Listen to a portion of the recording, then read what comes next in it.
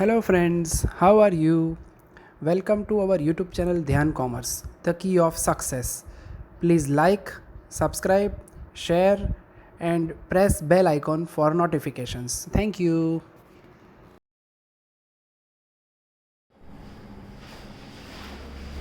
जय Mata ji all dear students, welcome to online lecture of Dhyan commerce tuition. Online lecture में बच्चों आपका स्वागत है।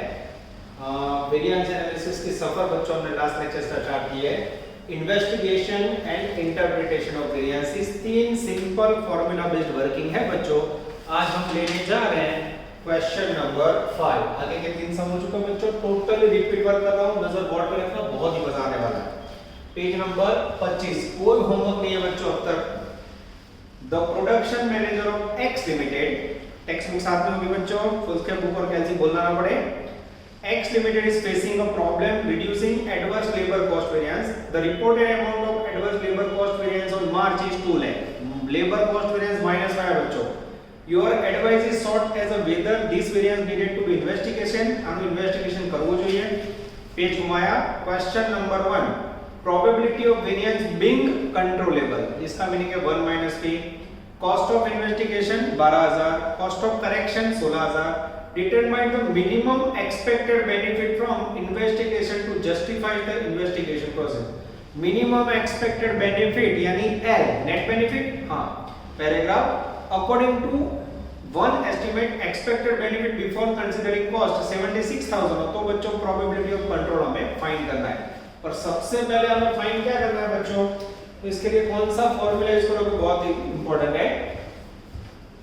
इसके लिए बच्चों हम पहला फॉर्मूला यूज करेंगे, comparison of cost of investigation.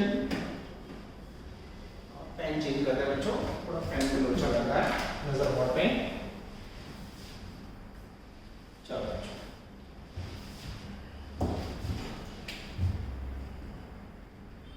comparison of cost of investigation and net benefit, ये हो गई फर्स्ट मेथड बच्चों। स्टार्ट करते हैं इसे। चलो, इसके अंदर फॉर्मूला क्या होगा बच्चों, C less than 1 minus P L, ठीक है। यही फॉर्मूला बच्चों पूरे लास्ट लेक्चर में छा गया था। अब यहाँ मीनिंग समझा दो बच्चों। Here C equal to cost of investigation, P equal to, P का मीनिंग बच्चों रेगुलर में है process uncontrollable, yes, probability that process is uncontrollable. तो 1 माइनस पी का मीनिंग क्या होगा, प्रोसेस इज कंट्रोलेबल। और उसके बाद बच्चों एल का मीनिंग नेट बेनिफिट्स, जिसमें आपको लेना है टोटल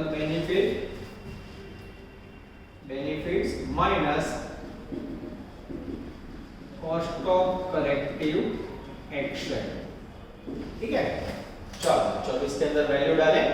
सबसे पहले कॉस्ट ऑफ इन्वेस्टिगेशन, जिसमें मेरा ध्यान जा रहा है, वैल्यू बुक में अवेलेबल है पेज नंबर 26 पे 12,000 ये लिखा। उसके बाद कॉस्ट ऑफ करेक्शन की वैल्यू है बच्चों 16,000। उसके बाद है बच्चों probability of variance being controllable. Variance controllable का मीनिंग क्या होगा बच्चों, 1 माइनस पी, हाँ 0.40। variance being controllable, probability that process is uncontrollable, process is controllable। इसके साथ बच्चों दूसरा मीनिंग लिखना हो, variance is probability that process की जगह में कौन सा वर्ड हमने लिखा था लास्ट में, variance, वो ले लिए, variance is uncontrollable, यहाँ भी variance is controllable। ऐसे याद रखोगे तो ज्यादा बेटर रहेगा, ठीक है। चलो, नेट बेनिफिट के अंदर बच्चों टोटल बेनिफिट में ये ढूंढना है, एक्स ये भी नहीं है, ढूंढना है बच्चों। अब फॉर्मूला के अंदर जाएं, P probability that variance is uncontrollable, यहाँ 0.40 है बच्चों, तो यहाँ कितना होगा 0.60। सेटिंग करें बच्चों। चलो C की जगह पे अब यहाँ रखते हैं, C की जगह पे 12,000 लेस देन 1 माइनस P की जगह पे 0.40 અને L की जगह पे L, तो L इक्वल टू क्या होगा बच्चों 12,000 डिवाइड बाय 0.40। तो मेरे पास बच्चों कैलसी नहीं है तो हम डिवाइड बाय 40 करते हैं। 12,000 को जैसे डिवाइड बाय 40 करोगे बच्चों L की वैल्यू आएगी 30,000। इन दो वर्ड थोड़े कंफ्यूजन रहते हैं बच्चों, खास ध्यान रखना, variance is uncontrollable, variance is controllable. Yes ठीक है। चलो अब L के अंदर बच्चों जो 30,000 रुपए आंसर आया उसे रख दो। टोटल बेनिफिट हमें ढूंढना है, x यहाँ 16,000, तो L इक्वल टू 30,000 ब्रैकेट में x माइनस 16,000। तो अब क्या होगा बच्चों, सॉरी यहाँ 30,000 के बराबर यहाँ कौन सी वैल्यू होगी, तो x इक्वल टू 30,000 ये इस तरफ आ जाएगा 16, तो वैल्यू होगी 46,000। ये हो गया टोटल बेनिफिट। आंसर चेक करो तो बच्चों, चलो मैं चेक कर लेता हूं बच्चों। यस एग्जैक्टली आ जाता है 46,000, आप लोग भी चेक कर लो। अब सेकंड क्वेश्चन जो ना बहुत इंपॉर्टेंट है, ये हो गया बच्चों आंसर नंबर 1। अब मैं लेने जा रहा हूं आंसर नंबर 2। फॉर्मूला वही यूज होगा, C less than 1 minus PL। इसके अंदर क्या मांगा है, according to estimate if the expected benefit before considering cost। तो expected benefit का मीनिंग क्या होगा बच्चों, टोटल बेनिफिट। अब क्या दिया ध्यान से देखना, टोटल बेनिफिट होगा 76,000। if determine probability of control, probability of control, इसका मीनिंग क्या होगा बच्चों, फाइंड करना है हमें 1 माइनस P, ये ढूंढना है। और C इन्वेस्टिगेशन का खर्चा कितना होगा, इन्वेस्टिगेशन कॉस्ट सेम रहेगी, कितना खर्चा है 12,000। अब L का फॉर्मूला लेना हो तो बच्चों total benefits minus cost of corrective action. Total benefit बच्चों ने आया 76,000, कॉस्ट ऑफ करेक्टिव एक्शन में सोचना आप तो सेम वैसे 16,000। अब बच्चों 76 में से 6 गया, 70 में से 10 गया, 60,000। ये हो गया नया L।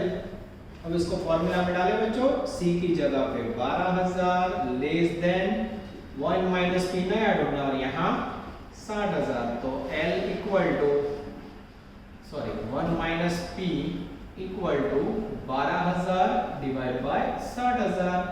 जैसे करोगे 1 माइनस P की वैल्यू आ जाएगी बच्चों। चेक करें, हाँ 12 को 60 से डिवाइड करोगे बच्चों आंसर आएगा 0.20। ये हो गया बच्चों आपका मोस्ट एमपी सम नंबर 5 जो आ चुका है गुजरात एमकॉम 2001 के अंदर। इसके बाद बच्चों लेने जा रहे हैं हम लोग थर्ड क्वेश्चन। जनरल में होमवर्क में देता था ये, पर अब बच्चों यूनिवर्सिटी के अंदर इसका जबरदस्त यूज हुआ है, बोर्ड बार बार ना लिखना पड़े, इसलिए बोर्ड में देता हूँ आपके सामने कैलकुलेशन फिर से दिखा देते हैं। चलो नजर बोर्ड पे,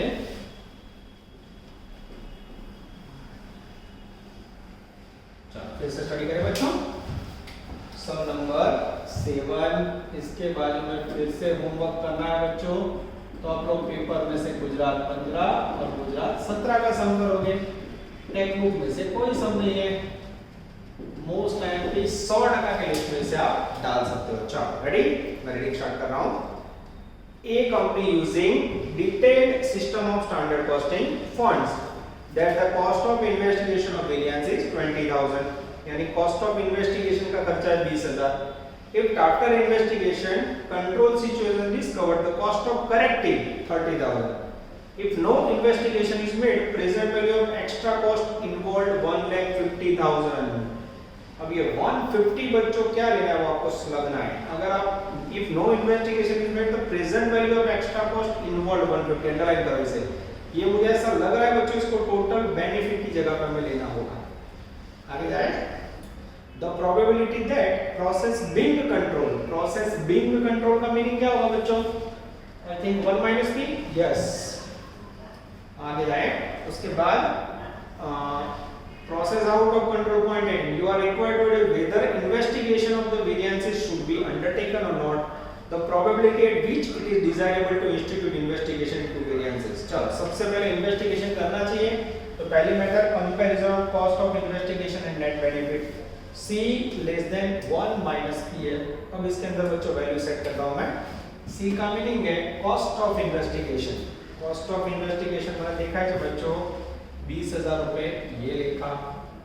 उसके बाद मुझे चाहिए प्रोबेबिलिटी में वेरिएंस अनकंट्रोलेबल या प्रोसेस कंट्रोलेबल। मैं चेक करूं, मेरा ध्यान जा रहा चौथी लाइन में, process being in control. Process control में तो वेरिएंस कैसा होगा बच्चों, अनकंट्रोलेबल होगा। प्रोसेस कंट्रोल में ध्यान रखना, ये दोनों रिवर्स वर्ड है, ठीक है। इसका मीनिंग ये आएगा 0.82।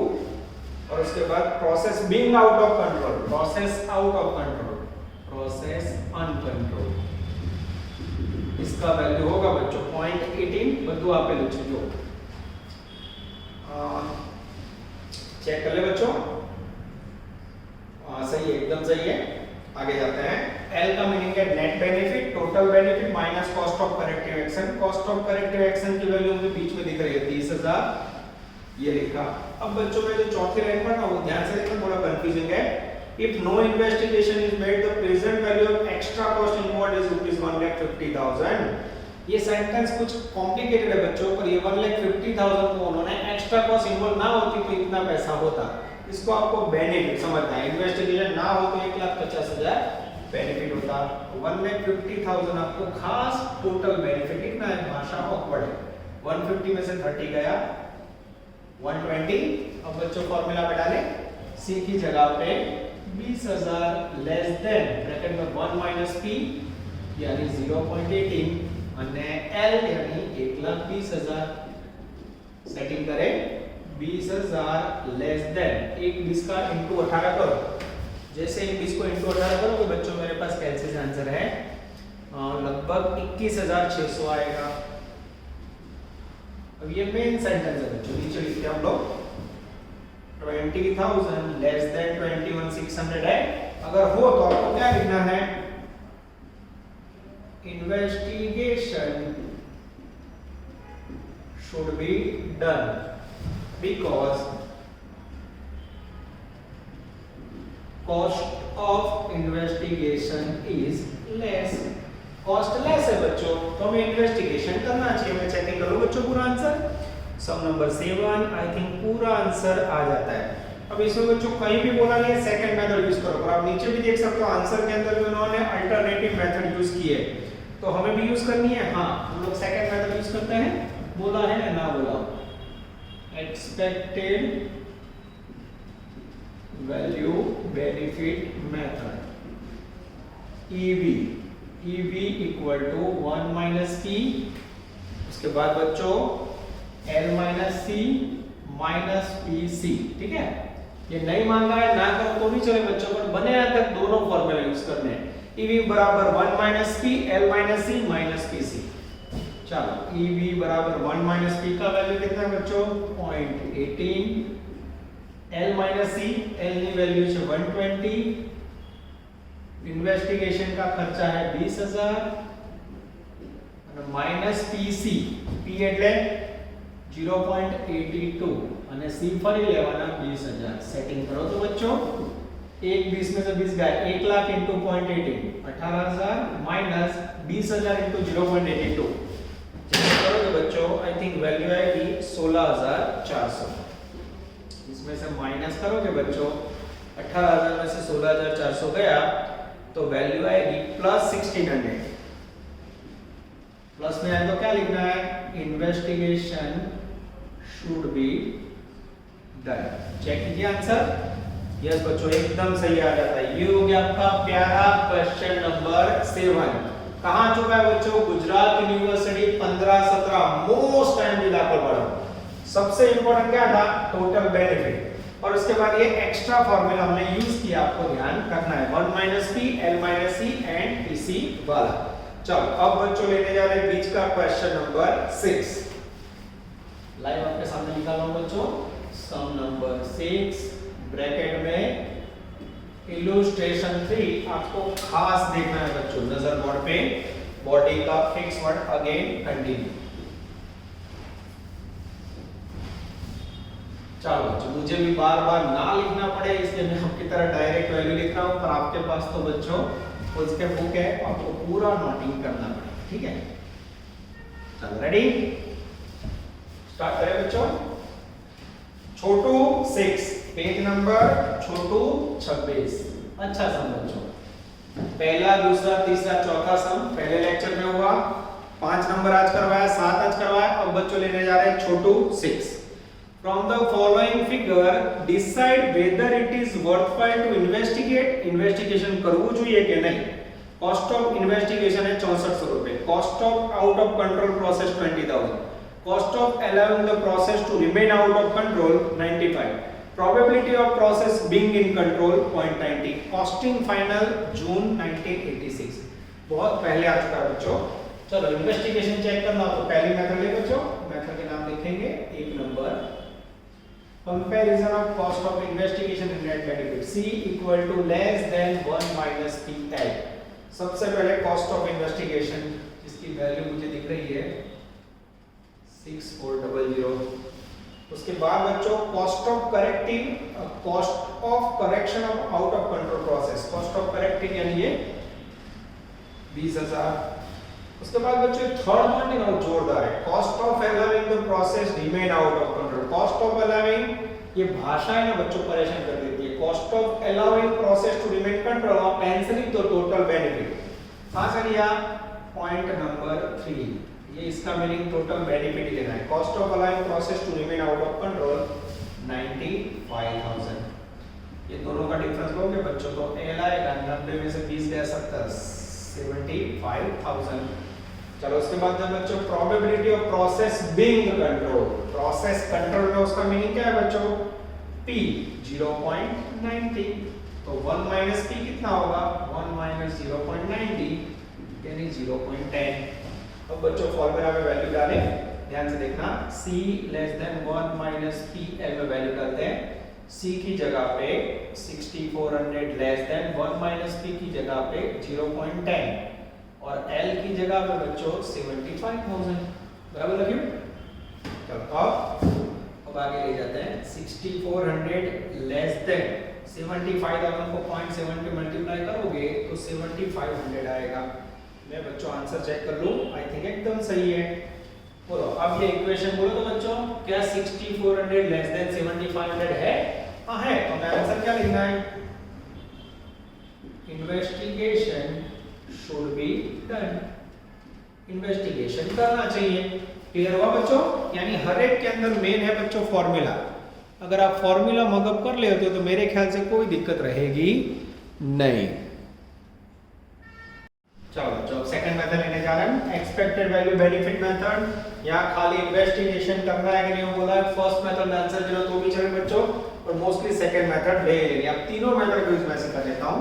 एक्सपेक्टेड वैल्यू बेनिफिट मेथड में EV equal to 1 minus P in bracket L minus C और माइनस PC। नजर बोर्ड पे EV equal to 1 minus P का आंसर बच्चों सीधा ले लेंगे। आंसर पहली मेथड में से 0.10। L का meaning net benefit 75,000 minus C at the cost of investigation 6400 minus P यानी 0.90 અને C यानी फिर से 6400। अब बच्चों EV इक्वल टू 75,000 में से 6400 जाएगा बच्चों एक्सपेक्टेड वैल्यू बेनिफिट। एक मिनट में देख लेता हूं बच्चों। यस, तो मल्टीप्लाई करने के बाद आएगा 6860। सीधा लिखा बच्चों। 0.90 को आप 6400 से मल्टीप्लाई करोगे बच्चों 0.90 into 64 तो आएगा 5760। अब ये दोनों का डिफरेंस लोगे बच्चों तो आंसर मैच होगा, तो कैलकुलेटर से चेक कर लेना 1100। अब बच्चों अगर ये मेथड के अंदर आंसर प्लस में आता है तो क्या रूल्स है बच्चों? तो यहाँ में लिखना है इन्वेस्टिगेशन शुड बी डन। ठीक है। अब बच्चों तीसरी डेंजरस मेथड जिसका यूज हमने आगे कभी नहीं किया वो आपके सामने ले जाता हूं बच्चों। नजर बोर्ड पे, body fix word again continue. चलो जब आपके सामने लेने जा रहा हूं मैं थर्ड मेथड, जिसमें पहला हेडिंग है third method first arrow, expected value of benefits. Okay, इसके अंदर फॉर्मूला है बच्चों P ब्रैकेट में C plus 1 minus P bracket में C प्लस M, और दूसरा मेथड है बच्चों, थोड़ा एरो छोड़ के थोड़ा ऊपर लिखते हैं बच्चों, expected value of not investing, expected value of expected value of cost of not investigating. awkward method है बच्चों, ये दोनों ऑड पॉइंट है बच्चों, मैं भी देख के लिखा हूं, सही बता रहा हूं, ये फार्मूला का यूज कभी नहीं हुआ है।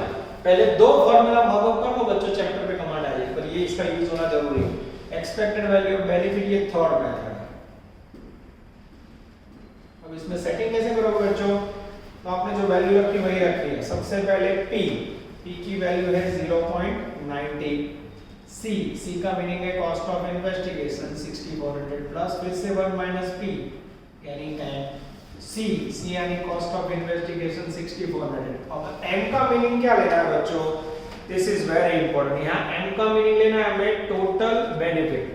Yes, this is very very important. M का मीनिंग लेना है हमें टोटल बेनिफिट में, चेक करो, सॉरी M का मीनिंग लेना है हमें cost of corrective action.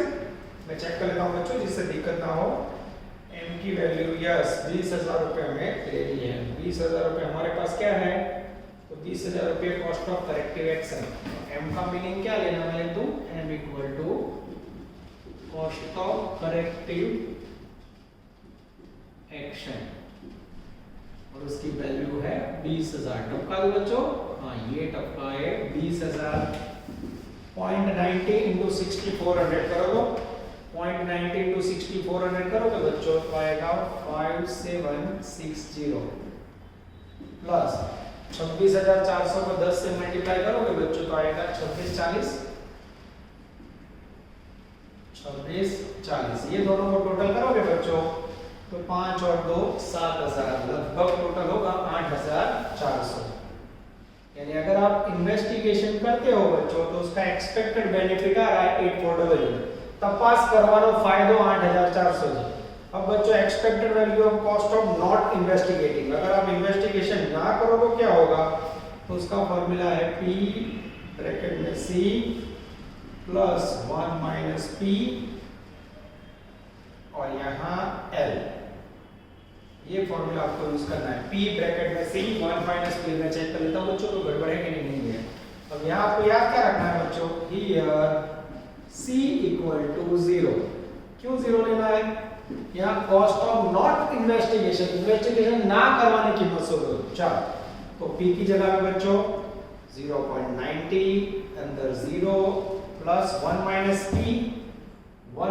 P यानी 0.10 और यहाँ L का मीनिंग क्या लोगे बच्चों, तो यहाँ L का मीनिंग लेना है टोटल बेनिफिट। क्यों, आप तो इन्वेस्टिगेशन करने वाले ही नहीं हो, इन्वेस्टिगेशन ना करोगे बच्चों तो कॉस्ट ऑफ करेक्टिव एक्सपेंसेस खर्चा नहीं होगा। तो यहाँ आएंगे 1,50,000। मैं चेक कर लूं बच्चों, मेरी धारणा सही है। बी एक्सपेक्टेड वैल्यू बेनिफिट 95,000 है, चेक कर लेता हूं बच्चों मेरी कोई गलती नहीं हो रही, सॉरी 95,000, 150 नहीं है। टोटल बेनिफिट कितना है 95,000, लिखने में गलती हुई। चलो अब बच्चों 0.90 को इससे मल्टीप्लाई करोगे 0 और 0.10 को 95,000 से मल्टीप्लाई करोगे 9500। अब देखो बच्चों expected value of cost, investigation ना करो तो 9500 है, करो तो 8400। क्या करना चाहिए I think first the cost of investigation loss must be investigated.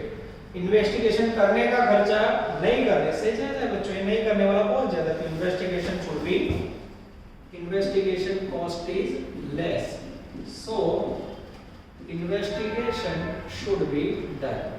अब बच्चों इसका बहुत कम हो सकता है तो मैं भी भूल जाता हूं, तो यहाँ ध्यान क्या रखना है, एम का meaning cost of corrective action. उदाहरण 3 જ છે પ્રેક્ટિસ માટે, આખા ચેપ્ટર માં એક બીજો દાખલો જ નથી પાડવો, પહેલા બે છે એટલે ટેન્શન જરા બી ના લેતા, પણ આ ઇલુસ્ટ્રેશન થ્રુ જોશો ને એટલે તો ખ્યાલ આવશે એમ નો મીનિંગ એ લેવાનો। અહીંયા એલ નો મીનિંગ ટોટલ બેનિફિટ, क्या लॉजिक ऊपर फॉर्मूला बना है बच्चा समझाओ ना नहीं, पर आप लोग इलस्ट्रेशन देखो तो आपको दुख ना हो इसलिए करवा दिया।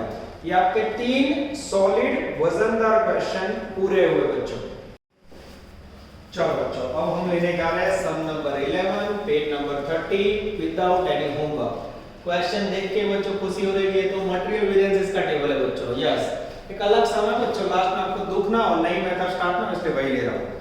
X limited uses standard costing system page number 30। फिर एक टेबल है जिसमें मटेरियल का यूज है बच्चों 120 120 120 चारों में सेम। चलो उसके बाद बच्चों रुपीस है, उसके बाद आउटपुट है एपीयू, नीचे स्टैंडर्ड मटेरियल कॉस्ट है rupees. Each unit uses 2 kg material. Calculate variances count कर रहे हैं बच्चों। अब 4 प्रकार की इंफॉर्मेशन है बच्चों। एक नंबर थोड़ी जगह छोड़ी 2, थोड़ी जगह छोड़ी 3, थोड़ी जगह छोड़ी 4। टेबल के अंदर से सबसे पहले कैलकुलेशन देख ले। Table showing material variances 1 2 3 4। AQ AM AR actual quantity, actual mix, actual rate. Actual quantity, actual mix, standard rate. Actual quantity, standard mix, standard rate. Standard quantity, standard mix, standard rate. चलो अब table के अंदर से बच्चों actual quantity ले ले। पहले की एक्चुअल क्वांटिटी 120, सेकंड की भी 120, थर्ड की भी 120 और फोर्थ की भी 120। अब बच्चों मेरे पास रेट नहीं है पर मल्टीप्लाई करने के बाद अमाउंट है 6 लाख। रेट नहीं है, मल्टीप्लाई करने के बाद अमाउंट है 6 लाख। रेट नहीं है, मल्टीप्लाई करने के बाद अमाउंट है 6 लाख। रेट नहीं है, अमाउंट है 6 लाख। अब बच्चों मुझे इसके ऊपर से रेट निकालना हो तो एकदम इजीली निकल जाएगा। 6 लाख रुपए को 20 से डिवाइड करोगे तो 12 पंचे 60, 5 रुपए 5 5 5। पहली कॉलम क्वांटिटी एक्चुअल लिया बच्चों और उसके बाद रेट भी actual. Second column quantity again actual 120 120 120 અને 120। अब रेट के लिए क्या करें बच्चों, तो टेबल के नीचे पैराग्राफ जो छेल्ला पैराग्राफ में 3 रुपया रेट देखाय છે into 3 into 3 into 3 into 3। Multiply करो तो बच्चों जैसे मल्टीप्लाई करोगे 360 360 અને डेंजरस 360। थर्ड कॉलम में आपको पता है बच्चों क्या करते हैं अंडरलाइन। अब ये जो क्वांटिटी है उसको हमें कौन से रेशियो में लेना है, स्टैंडर्ड मिक्स। अब स्टैंडर्ड मिक्स के लिए बच्चों आपके पास स्टैंडर्ड क्वांटिटी होनी चाहिए तो मैं नोटिंग कर रहा हूं स्टैंडर्ड मिक्स SM, जिसके लिए सबसे पहले क्या होना चाहिए स्टैंडर्ड क्वांटिटी। कैसे ढूंढोगे बच्चों, तो उसके लिए मेरा ध्यान जा रहा है लास्ट पैराग्राफ जो भी टेबल के नीचे each unit of output should use 2 kg material. तो यहां पर पद रखा हूं एक नंबर के लिए, एक यूनिट के लिए कितना 2 kg स्टैंडर्ड क्वांटिटी। तो एक्चुअल प्रोडक्शन यूनिट पे हाउ मच, टेबल में चली गई जो हम एक्चुअल प्रोडक्शन आ गई 60000 पे हाउ मच, मल्टीप्लाई करोगे तो 120 आएगा। सेकंड में फिर से 1 यूनिट पे 2 kg SQ। तो APU कितना है बच्चों, सेकंड में 50000 पे हाउ मच, टेबल वाले 50 लो 1 लाख आएगा बच्चों। उसके बाद थर्ड 1 पे 2 kg SQ। तो APU कितना है 62000, APU पे हाउ मच 62000 into 2 करोगे तो 1,44,000 आएगा। चौथे नंबर में बच्चों 1 यूनिट पे 2 kg SQ। तो APU 65,000 पे हाउ मच 65 into 2 करोगे बच्चों तो 130 आएगा। मैं चेकिंग कर लो बच्चों, यस 120 1 लाख 124। सेकंड में बच्चों मल्टीप्लाई करा था 60,000 यस 124 आएगा, सॉरी। चलो ये जो आया quantity 120 is to 1 lakh is to 124 is to 1,30,000। इसमें 0 निकाल दोगे आप कॉमन तो प्रमाण आएगा 120 जेम 100 जेम 124 जेम 130। और छोटा करो तो डिवाइड बाय 2 कर दो बच्चों 60 50 आई थिंक 62 અને 130। देखो तो बच्चों 130 का आधा 65। यस चेक करो 60, 50, 62 ने 65 ये एक्चुअल क्वांटिटी का टोटल करो बच्चों। यहाँ टोटल EQ कितना होगा 120 इंटू 4 बार 4 48 4,80,000। अब क्या करोगे स्टैंडर्ड में स्टैंडर्ड क्वांटिटी का रेशियो 60:50:62:65 और ये रेशियो में बांटना है बच्चों। बांटने में बहुत टाइम जाएगा। ऑलरेडी मेरे पास फुल स्क्वायर बुक है बच्चों, तो उसमें से देख के लिखवा देता हूं 121,590 सेकंड में बच्चों 101,266 101,266। उसके बाद बच्चों 125,569 125,569। उसके बाद बच्चों 131,646 131,646। चारों के अंदर रेट आएगा स्टैंडर्ड रेट तो सेम है इंटू 3 और जैसे इंटू 3 करोगे बच्चों मल्टीप्लाई करोगे तो पहले में वैल्यू आएगी 364,557। उसके बाद बच्चों 3,03,798 उसके बाद बच्चों 376,707 और उसके बाद बच्चों 394,938। ठीक है। चलो अब बच्चों लास्ट में छठी column standard quantity multiply check कर जो बच्चों गुणा करो पूरा तो सुधार दे बराबर। ये रहा स्टैंडर्ड क्वांटिटी पहले में 120 सेकंड में 1 लाख थर्ड के अंदर 124 फोर्थ के अंदर 130 और रेट ले ले बच्चों स्टैंडर्ड रेट तो सब में 3 रुपीस है। चलो अब बच्चों मल्टीप्लाई करेंगे तो हमें बाकी की वैल्यू मिल जाएगी 12×36 3,60,000 1 lakh into 3 lakh 124 into 3 check कर ले बच्चों 372 और लास्ट में 130 इंटू 3 390। चलो अब बच्चों आंसर की बारी है 1 2 3 और 4 उसके बाद टोटल 4 2 -1 360 में से 6 लग गया तो लगभग आएगा -240 सब में सेम आएगा बच्चों।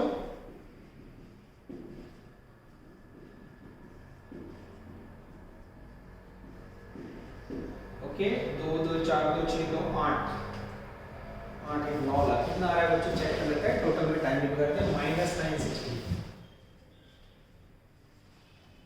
ठीक है। चलो उसके बाद ले रहे हैं बच्चों मटेरियल मिक्स वेरिएंसेस 3 -2। अब ये बच्चों ऑक्वर्ड फिगर में देख के लिख देता हूं 4,557 प्लस में आ रहा है बच्चों F। उसके बाद 3 - 2 -56202 56202। उसके बाद बच्चों तीसरे में आ रहा है 16707 प्लस 16707 प्लस और लास्ट में बच्चों 34938 ये भी आ रहा है प्लस में। ओवरऑल आंसर का टोटल करोगे बच्चों तो आई थिंक हो जाएगा 0। चेक कर लेना बच्चों को गड़बड़ हो तो आप अपने आप सेटिंग कर लेना लगभग हो जाता है। अब बच्चों 4 - 3 दूसरे वेरिएंस ऐसा विषय हो रहा है -4557। उसके बाद बच्चों -3798।